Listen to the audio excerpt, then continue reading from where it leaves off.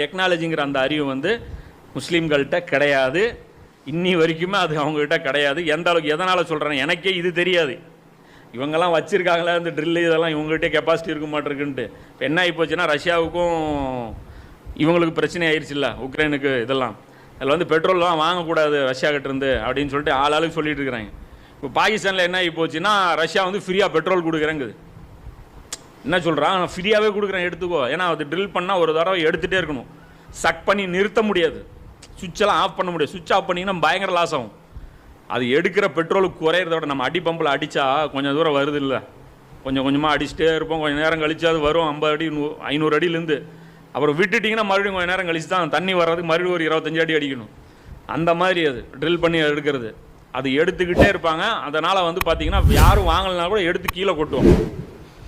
ஏன்னா அது நிறுத்துனாங்கன்னா அதை விட பெரிய லாஸ் ஆகும். அப்போ அந்த நேரத்தில் வந்து பார்த்திங்கன்னா திடீர்னு இவங்க